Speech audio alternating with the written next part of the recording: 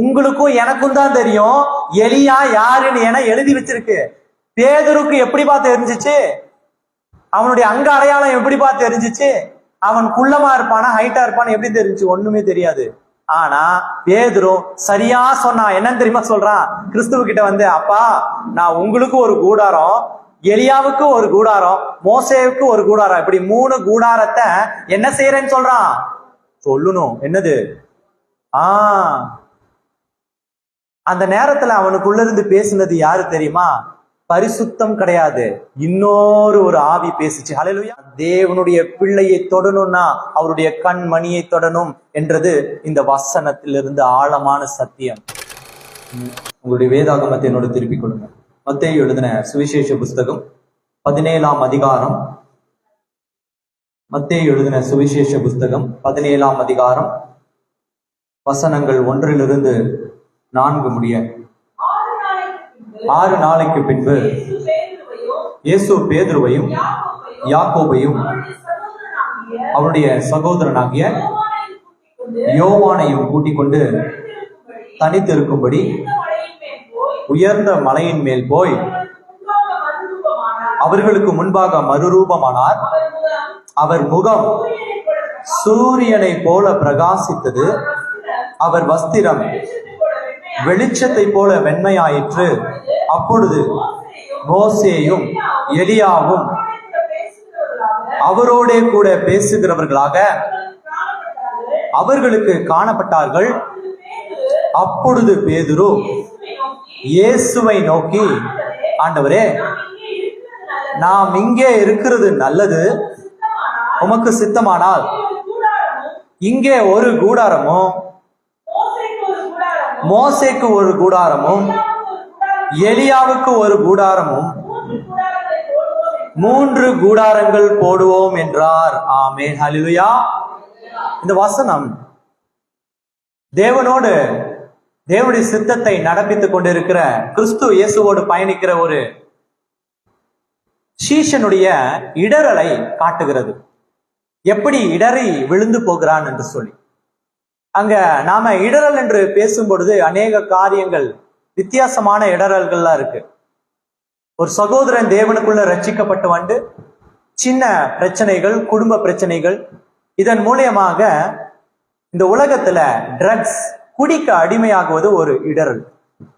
தேவனிடத்துல ரட்சிக்கப்பட்டு தேவனுடைய ரட்சிப்பை பெற்று இந்த உலக மனுஷரோடு கலந்து கொள்வது, அதாவது தேவ பிள்ளைகளோடு உறவில்லாமல் உலக மனுஷனுடைய உறவை ஏற்படுத்துவது, கல்யாண திருமண பந்தமா இருந்தாலும் சரி, வேற எந்த உறவா இருந்தாலும் சரி, இடரல். தேவனிடத்துல ஞானஸ்நானம் பெற்றுக்கொண்டு தேவனோடு ஐக்கியப்பட்டு இருக்காம அந்த ஞானஸ்நானம் விழுந்து போகும்படிக்காக, அந்த ஞானஸ்நானத்திலிருந்து வழி விலகும்படிக்காக உலகத்தை நோக்கி ஓடி போறது இடரல். இப்படி அநேக இடரல் இருக்கு. சரியா? இடரல்னு சொன்னோன்ன உங்களுக்கு அநேக காரியங்கள் என்ன பார்க்கலாம். இடரல்கள் சொன்னோன்ன அநேக காரியங்கள் உங்களுக்கு தோணும், நீங்க சந்திக்கலாம் உங்களுடைய நாள்பட்ட வாழ்க்கையில. இங்க ஒரு இடரல் வருது கிறிஸ்துவோடு இருக்கிற ஒரு சீஷனுக்கு. இந்த இடரலை நீங்க ரொம்ப கவனமா பார்த்தாதான் அவன் இடறுகிறதே தெரியும், இல்லைன்னா தெரியவே தெரியாது. பாஸ்டர் சொன்னார் இல்லையா, கூடவே இருந்தாரு, கடைசி வரைக்கும் தெரியல. அந்த அக்கௌண்ட் டீட்டெயில்ஸ், காசு வந்தாலும் போனாலும் அந்த அக்கௌண்ட் டீட்டெயில்ஸோ பாஸ்வேர்டோ, நான் இன்ன வரைக்கும் நான் தான் எஜமான் நினைச்சிட்டு இருந்தேன். எஜமான் யாரு? அங்க போன பிறகுதான் தெரிஞ்சு எஜமான் சட்டை மட்டும் தான் உன்னோடது, வாங்கி கொடுத்தது நானுன்னு சொல்லுவார் தெரியுமா, அந்த மாதிரி கதை. எஜமான அவரு, ஆனா பேர் மட்டும் யாருது? பாஸ்டர் தங்கராஜ். எவ்வளவு நூல் இலையில அது கண்டுபிடிக்கிறதுக்கு ஈஸியானது. உங்களுக்கு கண்டுபிடிச்சிங்களா? முடிஞ்சா? முடியல. கடைசி வரைக்கும் பரிசுத்தமாவே தெரிஞ்சு, கடைசி வரைக்கும் சரியாதான் இருந்துச்சு. ஆனா எந்த நேரத்துல தெரியுமா தெரிஞ்சிச்சு? ஆண்டவருடைய சித்தம் தேவனுடைய பிள்ளைகளை ஒருபோதும் விட்டு கொடுப்பதில்லை. ஹல்லேலூயா. ஆண்டவருடைய பிள்ளை விழுந்து போனான்ற சரித்திரம் இந்த உலகத்துல கிடையாது. அப்படி விழுந்து போனாலும் நெல் மணியை போல வளர்ந்துருவான். அவன் விழுந்த இடத்துல மறுபடியும் முளைக்க செஞ்சிருவார் இன்னொருத்தரை. இங்க விழுந்து போறான் பேதுரும். நல்லா கவனமா அந்த வசனத்தை தியானிச்சீங்கன்னா மட்டும்தான் எப்படி விழுந்து போறானே தெரியும். விழுந்து போனது அடையாளமே இல்லாமல் இருக்கும், ஆனா விழுந்து போறான். எப்படின்னு சொல்லட்டுமா? அந்த வசனம் பாருங்க, 4வது வசனம். என்ன தெரியுமா? அப்பொழுது பேதுரு இயேசுவை நோக்கி, ஆண்டவரே, நாம் இங்கே இருக்கிறது நல்லது. உமக்கு சித்தமானால் இங்கே உமக்கு ஒரு கூடாரம், மோசேக்கு ஒரு கூடாரம், எலியாவுக்கு என்று 3 கூடாரத்தை அமைச்சு இங்கேயே மலை மேல தங்கிடலாம் அப்படின்னு சொல்றான். தேவனுடைய சித்தத்துக்கு எதிராக அங்க தங்கிடுறா அப்படின்னு பறிஞ்சு பேசுறது நம்ம பொறுத்த அளவுக்கு தவறு இல்லாத மத்த தெரியுது இல்லையா? ஏதாவது தவறு தெரியுதா? கிடையாது. என்ன தவறு இருக்கு? திடீர்னு மலை மேல போடுறாங்க. கிறிஸ்து இயேசு மறுரூபம் ஆகிறாரு. மறுரூபம்னா உங்களுக்கு முன்னமே சொல்லியிருக்கேன், சரீரம் இருக்கும், ஆனா ஆவிக்குரிய சரீரமா மாறிடும். சரியா? மறுரூபம், அதுக்கு பேரு தான் மறுரூபம். ஆனா அதை அவனால பார்க்க முடிஞ்சு. யாரால? பேதுருவால பார்க்க முடிஞ்சு. அவன் பார்த்தனாலதான் இப்ப என்ன தெரியுமா சொல்றான்? 3 பேரையும் பாக்குறான். யாரு? உயிரோடு இருக்கிற கிறிஸ்து இயேசு, தன்னோட வாழ்ற கிறிஸ்து இயேசு. உயிர் இல்லாத மத்த 2 பேரை பாக்குறா. யார பாக்குறா? உயிர் இல்லாதவங்க, மோசேயும் எலியா. அந்த 2 பேரும் பல 1000 ஆண்டுகளுக்கு முன்னாமே செத்து போனவங்க. ஆனா மலை மேல போய் கிறிஸ்து இயேசு பேசி கொண்டு இருக்கிறத பாக்குறாங்க. யாருப்பா அது பேசுறாருன்னு பார்த்தா இந்த 2 பேரு. ஆனா எனக்கு ஒரு ஆச்சரியம் என்னன்னா, ஒரு சின்ன ஆச்சரியம் என்னன்னா, பேதுரு வாழ்ந்த காலத்துல மோசே கிடையாது, பேதுரு வாழ்ந்த காலத்துல எலியா கிடையாது. எனக்கு ஆச்சரியமே என்னன்னா, அது எப்படிப்பா கரெக்டா மோசேனும் கரெக்டா எலியானும் கண்டுபிடிச்ச? கேட்டிருக்கீங்களா அந்த கேள்விய?